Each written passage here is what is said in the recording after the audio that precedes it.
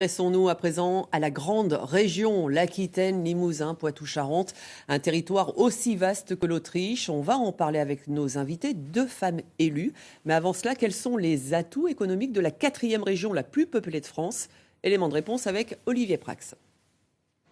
Avec presque 6 millions d'habitants, Aquitaine, Limousin, Poitou-Charentes n'est pas la plus peuplée des 13 nouvelles grandes régions, mais bien la plus grande en superficie. Un immense territoire et une force touristique de premier rang. Du phare de Cordoan à la dune du Pilat en passant par le Futuroscope de Poitiers, l'aquarium de La Rochelle ou le massif pyrénéen et ses stations de ski, la grande région devrait attirer plus de 13 millions de touristes. Économiquement, Aquitaine, Limousin, Poitou-Charentes reposent sur des piliers forts. L'aéronautique, le spatial et le domaine de la défense représentent à eux seuls 40 000 emplois.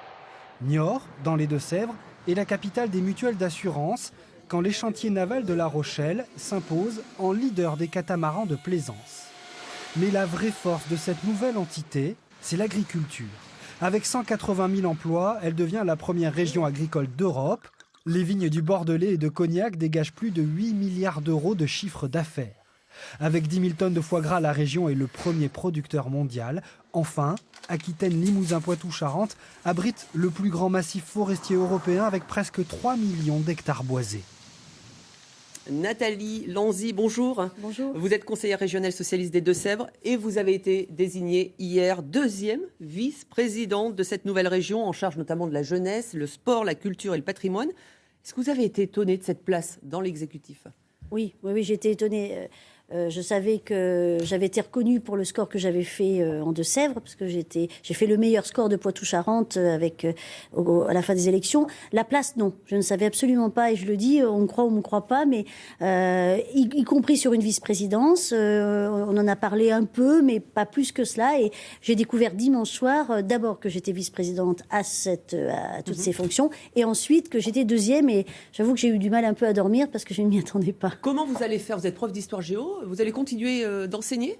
Ah oui, moi je continue d'enseigner. Je passe mon temps à dire qu'on ne peut pas être déconnecté de la vie quotidienne. Moi j'ai besoin de travailler. J'ai arrêté d'ailleurs 15 jours pendant la campagne et j'étais en manque de travail, j'ai en manque de mes élèves, j'allais dire. Et en plus je m'occupe de la jeunesse. Donc je pense que j'ai besoin d'avoir ce rapport à la jeunesse. Et bon, je vais bien sûr, Alain Rousset le sait, ils ne veulent d'ailleurs pas que nous devenions des professionnels de la politique. Véronique Ablin, bonjour. Bonjour. Vous êtes conseillère régionale de l'opposition dans la Vienne, membre du nouveau centre UDI. On vient de voir les atouts économiques de cette immense région, mais il y a de fortes disparités tout de même entre les territoires. Ça va être compliqué de fédérer ces 3 anciennes régions ? Je pense que ça va être compliqué. C'est un très très beau défi. Le discours hier d'Alain Rousset mettait comme souhait de pouvoir avoir un développement équilibré des territoires. Après, il faut voir concrètement comment ça se passe, parce que dans les exemples qu'il a donnés, il n'y avait pas un exemple, enfin très très peu d'exemples. Ça reste très théorique pour l'instant. Il faudrait que ça se mette en pratique. Il a parlé d'une datar, de groupes de travail. Maintenant, il faut être dans le concret et pas seulement dans les groupes de travail. Nathalie Lanzy, il y a de grosses inquiétudes. Vous êtes en charge de la culture et du patrimoine notamment. Concernant les subventions, l'enveloppe, elle sera aussi grande ou d'ores et déjà, il y aura des économies pour ces associations ? Écoutez, pour l'instant, j'en suis pas là. Je sais que sur les contrats de territoire, de toute façon, les subventions continuent. Nous avons voté, d'ailleurs Véronique a voté avec moi, tous les contrats de territoire, toutes les subventions aux associations. Rien ne change sur les territoires. Ensuite, il faudra voir, j'attends ma feuille de mission et la feuille de route pour voir comment aussi on peut... il y a énormément de festivals, il y a énormément de choses sur ce territoire, et voir comment on peut le mettre aussi en synergie et donner une véritable ligne de conduite. Mesdames, il y a une polémique sur les réseaux sociaux, ce sont les indemnités des conseillers régionaux. On va les découvrir avec une forte augmentation pour les Limousins et les Picto-Charentais. Véronique Ablin, vous auriez aimé un acte fort dès ce début d'année avec une baisse des rémunérations ? Je pense que ça aurait été souhaitable, ne serait-ce que dans l'objectif de faire des économies, parce que c'est compliqué de garder le même nombre d'élus et de monter les indemnités, sachant qu'il y aura en plus des frais de déplacement. Nathalie Lanzy, votre sentiment ? Écoutez, il y a un président au lieu de 3, il y a un peu plus d'élus, d'accord. Concernant les indemnités, je considère que, en ce qui me concerne, moi je vais travailler beaucoup moins, j'ai moins de retraite et puis effectivement j'aurai un investissement 24 heures sur 24, le week-end compris.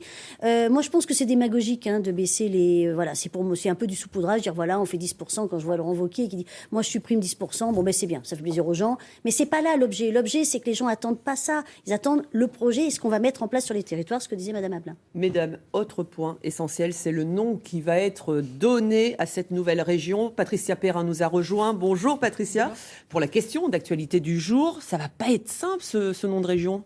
Donc ça va pas être simple, on a chacun nos préférences et ce qu'on peut dire c'est que tout le monde a un avis sur la question.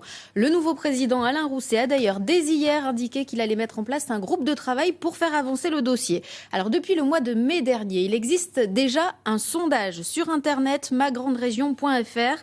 Je vous propose de regarder donc le résultat au 1er janvier dernier. C'est un nom formé à base du mot Aquitaine qui tient la corde devant un nom composé d'Atlantique ou de Sud-Ouest. Et à noter que vous êtes 6% à avancer une appellation à consonance historique en hommage à Aliénor ou au Grand-Duché d'Aquitaine. Ça fera plaisir à Madame Lanzy, la professeure d'histoire. À droite comme à gauche, les élus donc de cette grande région se sont publiquement exprimés sur Twitter notamment. Jean-Pierre Raffarin parle déjà, lui, de Grande Aquitaine pour souhaiter les vœux de bonne année ou encore pour féliciter les élus.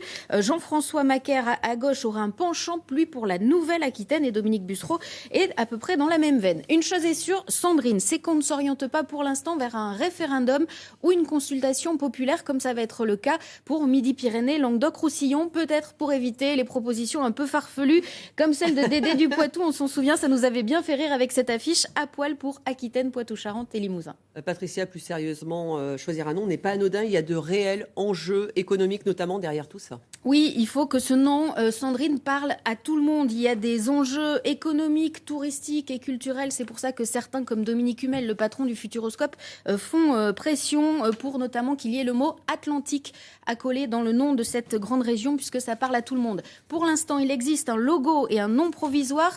Il est plus informatif qu'autre chose. Il a tout de même coûté 6 400 € rien que pour sa conception. Pour la suite, les élus du Conseil régional ont 6 mois pour se mettre d'accord et pour proposer un nom au Conseil d'État qui tranchera en octobre 2016. On a encore un petit peu de temps pour en discuter tout ensemble. Merci beaucoup Patricia. Alors mesdames, quel nom a votre préférence, Nathalie Lanzy ? J'aimais bien Sud-Ouest Atlantique. Voilà.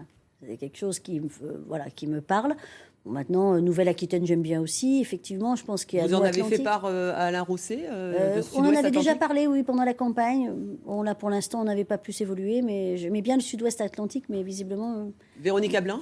Atlantique, ça me paraissait être important de le mettre. Moi, je me souviens d'un slogan... Pour les Limousins, c'est compliqué quand même, non ? Oui, pour les Limousins, c'est compliqué, mais pour l'international, pour l'identification internationale de la région, je pense que ça serait un plus. Vous êtes d'accord toutes les deux sur ce mot d'Atlantique, alors ? Oui, parce qu'on a quand même 720 km de littoraux. Oui, puis d'ailleurs, je me souviens d'un slogan, il n'y a pas si longtemps que ça, de la dynamique atlantique de Jean-Pierre Raffarin, et avec un arc atlantique fort, et ça me paraît être une bonne chose. Madame Ablin, en termes d'organisation, comment votre groupe, constitué de 47 personnes, le groupe d'opposition, va-t-il s'organiser ? Est-ce que votre parole va être entendue ? 47. Alors déjà, on a plusieurs groupes, puisque comme la dernière fois, comme en Poitou-Charentes, on a 3 groupes. Enfin, il y a 3 groupes parce qu'il y a le MoDem en plus. On a des réunions régulières. Enfin, on a déjà prévu des réunions régulières d'intergroupes pour se mettre d'accord. Et on fonctionnera beaucoup par télécaméra, voilà. Et vous, Madame, vice-présidence, ça veut dire une fois par semaine à Bordeaux ? Au moins. J'ai le lundi après-midi la réunion des vice-présidents. Ensuite, je veux faire du terrain, je veux rester en Deux-Sèvres, donc je vais consacrer une journée en Deux-Sèvres et puis après, bien sûr... 12 départements à couvrir, vous allez être sur les routes ? Oui, mais c'est ça le véritable défi. La culture, les festivals cet été ? Oui, il y a le sport également, donc il y a un Euro 2016. Dernière question complètement anecdotique, il n'y a pas eu de chabichou hier midi lors du repas. Qu'est-ce que vous en pensez, vous, mesdames ? Alors, on va l'imposer. Et vous, Véronique Ablin, vous l'aviez constaté, vous, hier midi ? Oui, mais alors moi, ce qui m'a manqué, c'est le broyer. Donc chacun ses préférences. Merci beaucoup, Nathalie Lanzy, et merci, Véronique Ablin, d'avoir répondu à nos questions ce midi. Autre